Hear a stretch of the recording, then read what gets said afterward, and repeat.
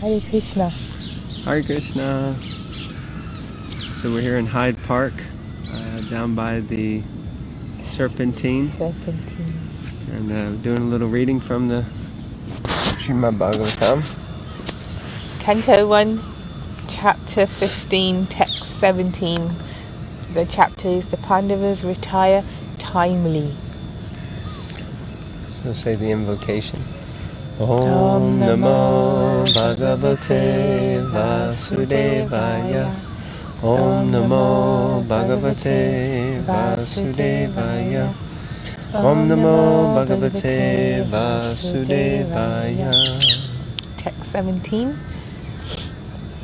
It was by his mercy only that my enemies neglected to kill me when I descended from my chariot to get water for my thirsty horses, and it was due to my lack of esteem for my Lord that I dared engage him as my chariot driver, for he is worshipped and offered services by the best men to attain salvation. Purport. The Supreme Lord, the Personality of Godhead, Sri Krishna, is the object of worship by both impersonalists and by the devotees of the Lord. The impersonalists worship his glowing effulgence, emanating from his transcendental body of eternal form, bliss and knowledge. And the devotees worship him as the Supreme Personality of Godhead. Those who are below even the impersonalists consider him to be one of the great historical personalities.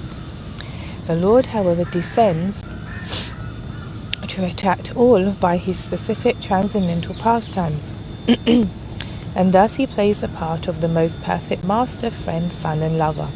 His transcendental relation with Arjuna was in friendship, and the Lord therefore played the part perfectly, as he did with his parents, lovers and wives. While playing in such a perfect transcendental relation, the devotee forgets, by the internal potency of the Lord, that his friend or son is the Supreme Personality of Godhead, although sometimes the devotee is bewildered by the acts of the Lord. After the departure of the Lord, Arjuna was conscious of his great friend, but there was no mistake on the part of Arjuna, nor any ill estimation of the Lord. Intelligent men are attracted by the transcendental acting of the Lord with a pure, unalloyed devotee like Arjuna. In the warfield, scarcity of water is a well-known fact. Water is rare there, and both the animals and men working strenuously on the warfield constantly require water to quench their thirst. Especially wounded soldiers and generals feel very thirsty at the time of death, and it sometimes so happens that simply for want of water one has to die unavoidably. But such scarcity of water was solved in the battlefield of Kurukshetra by means of boring the ground.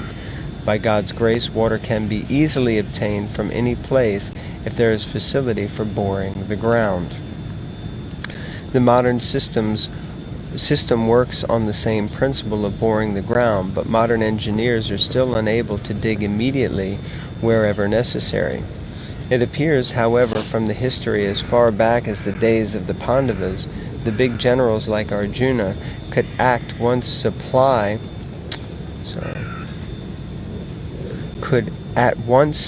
water even to the horses, and what to speak of men, by drawing water from underneath the hard ground simply by penetrating the stratum with a sharp arrow. A method still unknown to the modern scientists. Text 18. O King, his jokings and frank talks were pleasing and beautifully decorated with smiles. His addresses unto me as O son of Pritha, O friend, O son of the Kuru dynasty, and all such heartiness are now remembered by me, and thus I am overwhelmed. Text 19. Generally, both of us used to live together and sleep, sit and loiter together, and at the time of advertising oneself for acts of chivalry, sometimes if there were any irregularity, I used to reproach him by saying, "My friend, you are very truthful." Parents. Even in those hours when his value was minimized, he, being the Supreme Soul, used to tolerate all those utterings of mine, excusing me exactly as a true friend excuses his true friend, or a father excuses his son. Purport.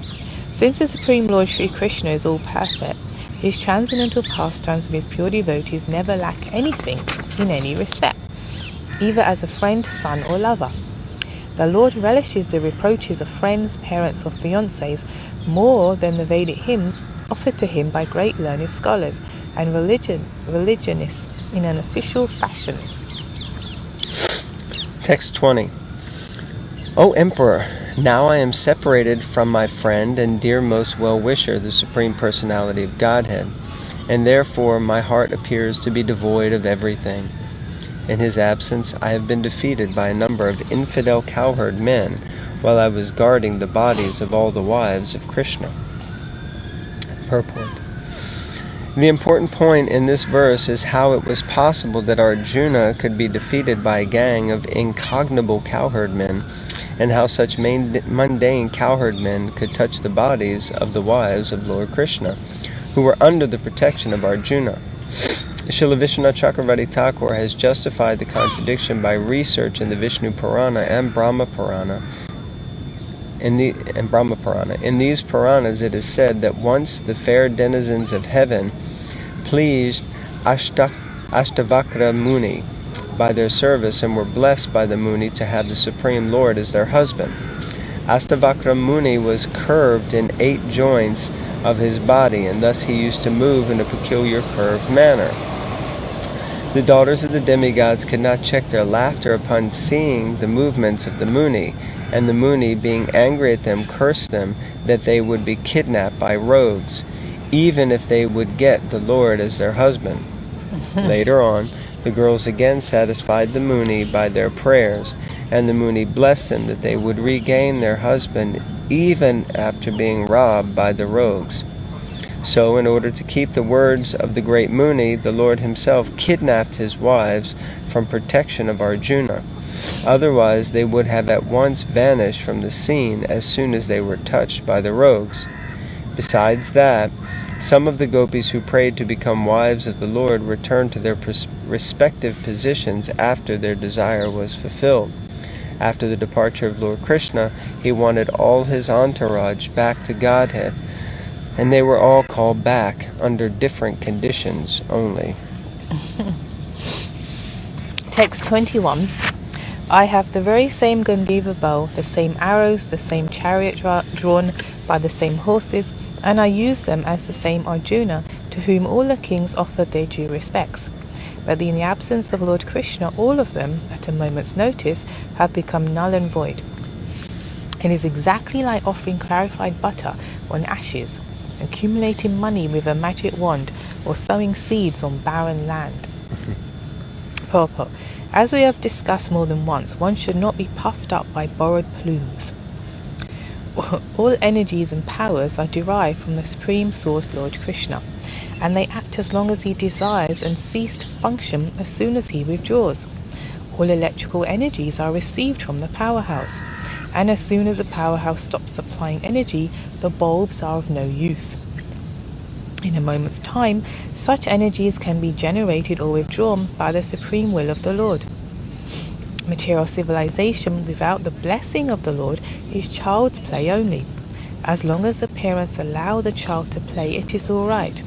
As soon as the parents withdraw, the child has to stop. It is human civilization, and all activities thereof must be dovetailed with the supreme blessing of the Lord. And without this blessing, all advancement of human civilization is like decoration on a dead body. It is said here that a dead civilization and its activities are something like clarified butter on ashes. The accumulation of money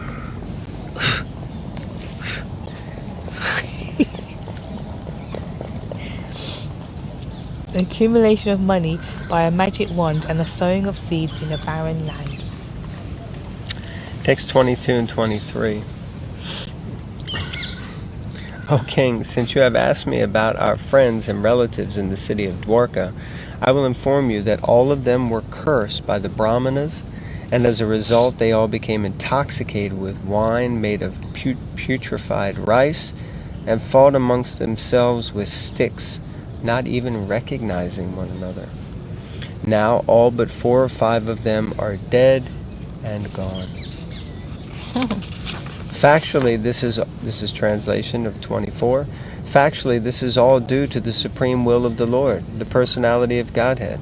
Sometimes people kill one another, and at other times they protect one another. Purport. According to the anthropologists, there is nature's law of struggle for existence and survival of the fittest. But they do not know that behind the law of nature is the supreme direction of the Supreme Personality of Godhead. In the Bhagavad Gita, it is confirmed that the law of nature is executed under the direction of the Lord. Whenever, therefore, there is peace in the world, it must be known that it is due to the good will of the Lord. And whenever there is upheaval in the world, it is also due to the supreme will of the Lord. Not a blade of grass moves without the will of the Lord. Whenever, therefore, there is disobedience of the established rules enacted by the Lord, there is war between men and nations. The surest way to the path of peace, therefore, is dovetailing everything to the established rule of the Lord. The established rule is that whatever we do, whatever we eat, whatever we sacrifice, or whatever we give in charity, must be done to the full satisfaction of the Lord. No one should do anything, eat anything, sacrifice anything, or give anything in charity against the will of the Lord. Discretion is the better part of valor, and one must learn how to discriminate between actions which may be pleasing to the Lord and those which may not be pleasing to the Lord. An action is thus judged by the Lord's pleasure or displeasure. There is no room for personal whims. We must always be guided by the pleasure of the Lord. Such action is called yoga karmasu kaushalam, or actions performed which are linked with the Supreme Lord. This is the art of doing a thing perfectly. Text 25 and 26. O King, as in the ocean the bigger and stronger aquatics swallow up the smaller and weaker ones, so also the Supreme Personality of Godhead, to lighten the burden of the earth, has engaged a stronger Yadu to kill the younger, and the bigger Yadu to kill the smaller. Purport. In the material world, the struggle for existence and survival of the fittest are laws, because in the material world there is disparity between conditioned souls due to everyone's desire to lord it over the material resources. This very mentality of lording it over the material nature is the root cause of conditioned life. And to give facility to such imitation lords, the illusionary energy of the Lord has created a disparity between conditioned living beings by creating the stronger and the weaker in every species of life. The mentality of lording it over the material nature and the creation has naturally created a disparity, and therefore the law of struggle for existence. In the material world there is no such disparity, nor is there such a struggle for existence. In the spiritual world there is no struggle for existence, because everyone there exists eternally. There is no disparity, because everyone wants to render service to the Supreme Lord, and no one wants to imitate the Lord in becoming the beneficiary. The Lord, being creator of everything, including the living beings, factually is the proprietor and enjoyer of everything that be. But in the material world, by the spell of Maya or illusion, this eternal relation with the Supreme Personality of Godhead is forgotten. And so the living being is conditioned under the law of struggle for existence and survival of the fittest. Text 27. Now I am attracted to those instructions imparted to me by the Personality of Godhead, Govinda, because they are impregnated with the instructions for relieving the burning heart in all circumstances of time and space. Purport. Herein Arjuna refers to the instructions of the Bhagavad Gita, which was imparted to him by the Lord on the battlefield of Kurukshetra. The Lord left behind him the instructions of the Bhagavad Gita not for the benefit of Arjuna alone, but also for all time and in all lands. The Bhagavad Gita, being spoken by the Supreme Personality of Godhead, is the essence of all Vedic wisdom. It is nicely presented by the Lord himself for all who have very little time to go through the vast Vedic literatures, like the Upanishads, Puranas, and Vedanta Sutras. It is put within the study of the great historical epic Mahabharata, which was especially prepared for the less intelligent class, namely the women, the laborers, and those who were worthless descendants of the Brahmanas, Kshatriyas, and higher sections of the Vaishyas. The problem which arose in the heart of Arjuna on the battlefield of Kurukshetra was solved by the teachings of Bhagavad Gita. Again, after the departure of the Lord from the vision of earthly people, when Arjuna was face to face with being vanquished in his acquired power and prominence, he wanted again to remember the great teachings of the Bhagavad Gita, just to teach all concerned that the Bhagavad Gita can be consulted in all critical times, not only for solace from all kinds of mental agonies, but also for the way out of the great entanglements which may embarrass one in some critical hour. The merciful Lord left behind him the great teachings of the Bhagavad Gita, so that one can take the instructions of the Lord even when he is not visible to material eyesight. Material senses cannot have any estimation of the Supreme Lord, but by his inconceivable power, the Lord can incarnate himself to the sense perception of the conditioned souls in a suitable manner through the agency of matter, which is also another form of the Lord's manifested energy. Thus, the Bhagavad Gita, or any authentic scriptural sound representation of the Lord, is also the incarnation of the Lord. There is no difference between the sound representation of the Lord and the Lord himself. One can derive the same benefit from the Bhagavad Gita as Arjuna did in the personal presence of the Lord. The faithful human being who is desirous of being liberated from the clutches of material existence can very easily take advantage of the Bhagavad Gita, and with this in view, the Lord instructed Arjuna as if Arjuna were in need of it. In the Bhagavad Gita, 5 important factors of knowledge have been delineated pertaining to 1. The Supreme Lord, 2. The living being, 3. Nature, 4. Time and space, and 5. The process of activity. Interesting. Process of activity is karma. Out of these, the Supreme Lord and the living being are qualitatively one. The difference between the two has been analyzed as a difference between the whole and the part and parcel.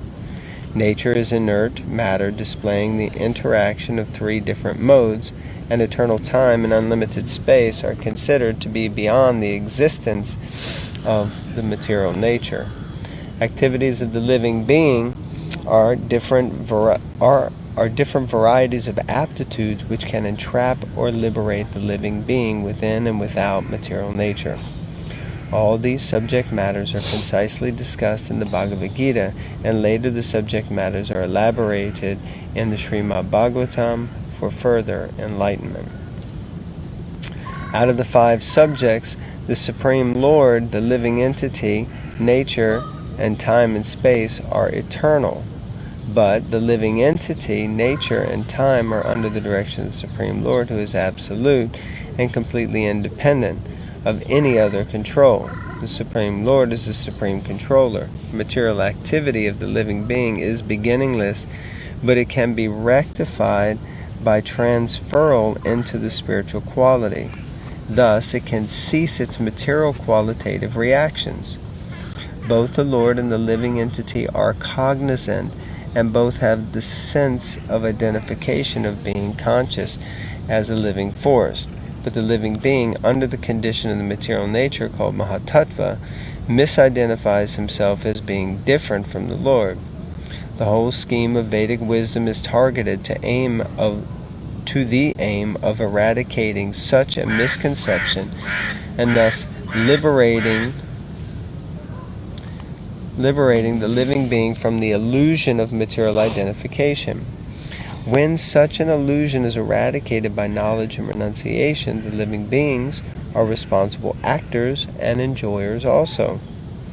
The sense of enjoyment in the Lord is real, but such a sense in the living being is a sort of wishful desire only. This difference in consciousness is the distinction of the two identities, namely the Lord and the living being.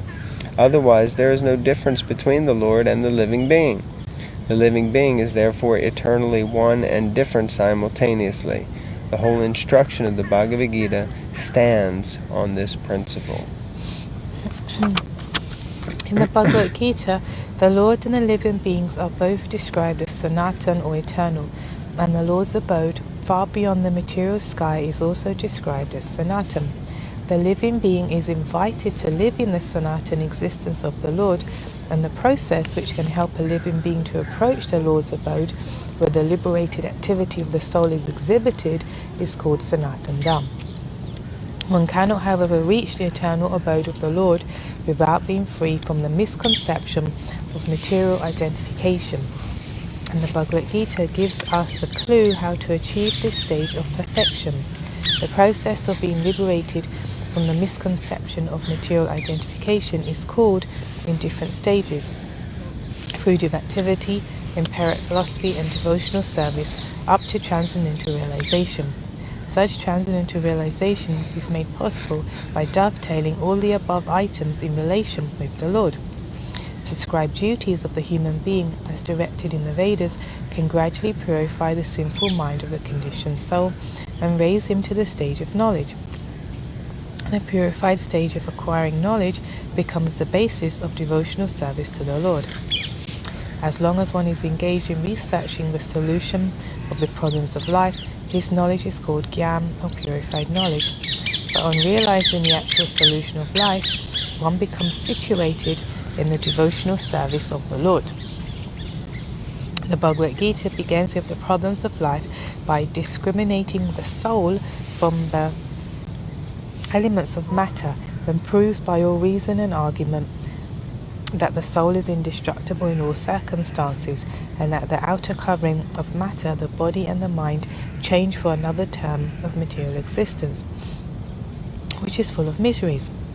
The Bhagavad Gita is therefore meant for terminating all different types of miseries, and Arjuna took shelter of this great knowledge, which had been imparted to him during the Kurukshetra battle. Wonderful, amazing purport about the Bhagavad Gita and the different topics. Okay, text 28.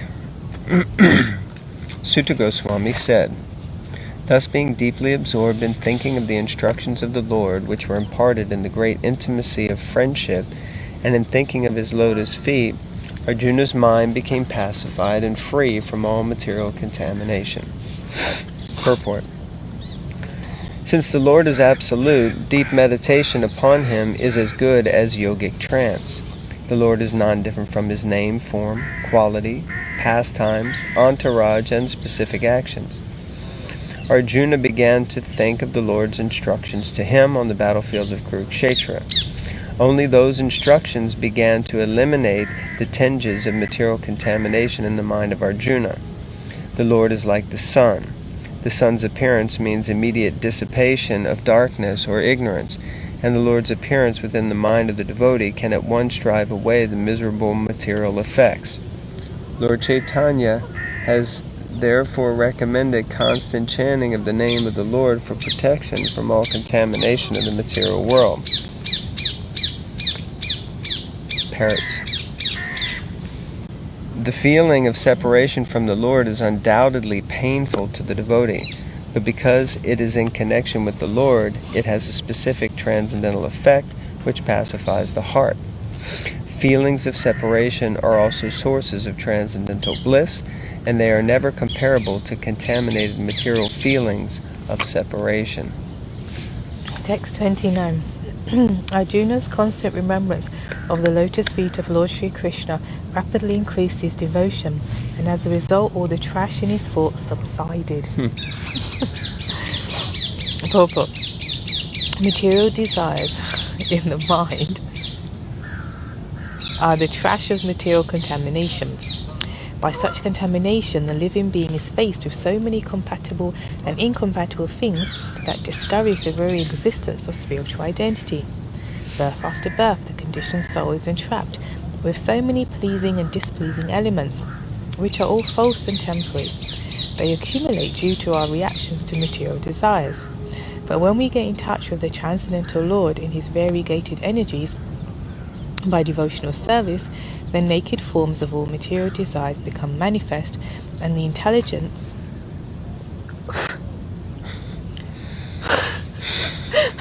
the intelligence of the living being is pacified in its true color. As soon as Arjuna turned his attention toward the instructions of the Lord, as they... Oh my God!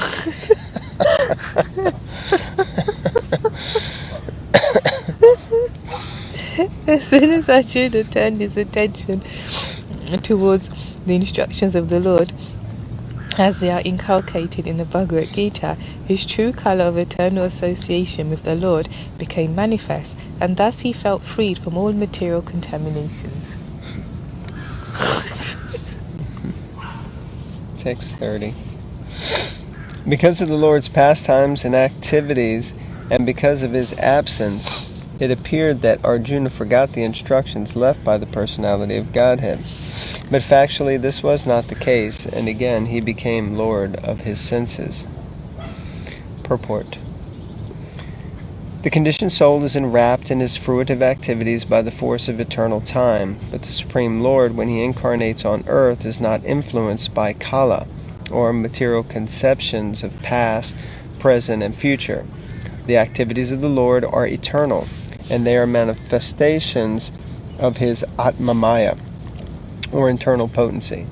All pastimes or activities of the Lord are spiritual in nature, but to the layman they appear to be on the same level with the material activities. It so appeared that Arjuna and the Lord were engaged in the battle of Kurukshetra, as the other party was also engaged. But factually the Lord was executing his mission of incarnation and association with his eternal friend Arjuna. Therefore, such apparently material activities of Arjuna did not drive him away from his transcendental position, but on the contrary revived his consciousness of the songs of the Lord as he sang them personally. This revival of consciousness is assured by the Lord in the Bhagavad Gita 1865 as follows: Manmana bhava bhakto madhyaji mam namaskuru mamaveshyasi satyam te patijanes priyosime. One should think of the Lord always. The mind should not forget him. One should become a devotee of the Lord and offer obeisances unto him. One who lives in that fashion becomes undoubtedly endowed with the blessings of the Lord by achieving the shelter of his lotus feet. There is nothing to doubt about this eternal truth, because Arjuna was his confidential friend. The secret was disclosed to him. Arjuna had no desire to fight with his relatives, but he fought for the mission of the Lord. He was always engaged in the execution of his mission only, and therefore after the Lord's departure he remained in the same transcendental position, even though it appeared that he forgot all the instructions of the Bhagavad Gita. One should therefore adjust the activities of life in pace with the mission of the Lord, and by doing this one is sure to return back home, back to Godhead. This is the highest perfection of life. Jai. Grantaraj Srimad Bhagavatam ki. Jai. Srila Prabhupada ki. Jai. Ananta Koti Vaishnava Vrinda ki. Jai. Jai. Nitai Gauda Premanandi. Hari Bo. Thank you all very much. Hare Krishna.